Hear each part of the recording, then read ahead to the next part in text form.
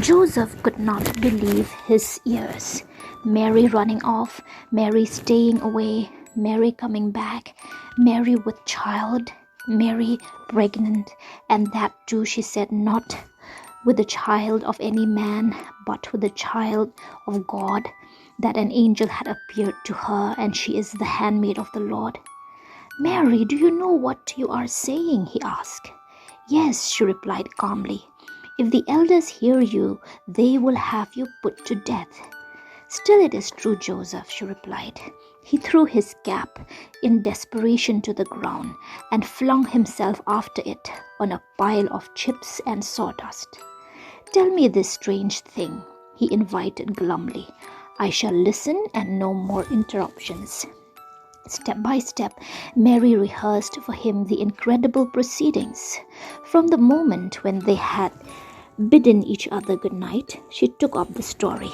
The meeting with the stranger on the inner terrace of her home, the annunciation, the folded wings, the vanishing of the angel whom she knew to be Gabriel. She explained why she could not come at once to Joseph nor to her parents. She felt only Elizabeth would understand, and Elizabeth had understood. In fact, Elizabeth had learned of it all in advance in a dream and had greeted her with the same salutation as the angel.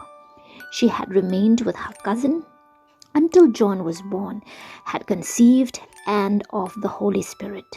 She was a virgin and she was going to bring a child into the world. After she had related everything, there was a long silence. At last Mary said, You are thinking deep thoughts, Joseph. I am thinking, muttered Joseph, slowly scrambling to his feet. It is a curious thing that no angel came to me. He exhaled a vast and hopeless sigh. Surely I have a right to be shown the truth of this matter, he cried. Am I expected to take this shocking story casually? I have no wish to quarrel.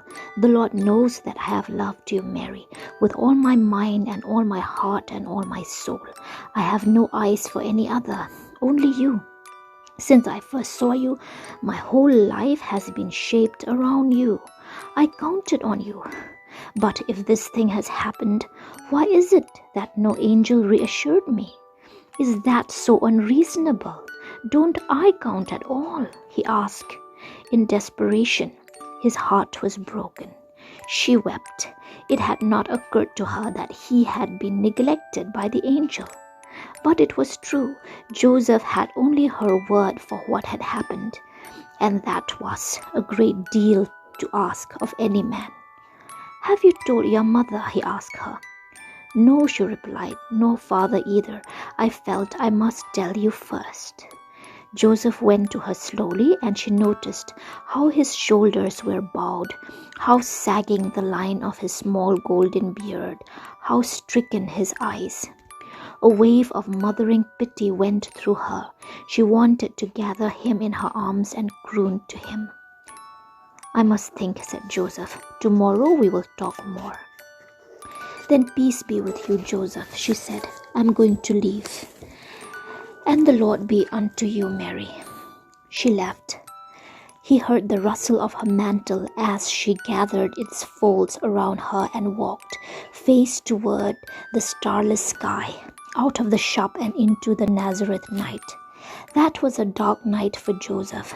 Sleepless he lay with misery darkening his soul. He tossed back and forth on the straw pallet, groaning in disappointment and grief, beating his fists against the rough walls. He was ready to scream to the top of the city's heights, yes, and to the invisible stars. Tearfully he recited old psalms and prayers, hoping to quiet the storm in his heart. What was it his lovely betrothed asked him to believe? That a virgin was to have a child, that she was still as pure and innocent as he had known her to be the day they promised each other to be husband and wife. She asked him to accept God as the sole father of her son.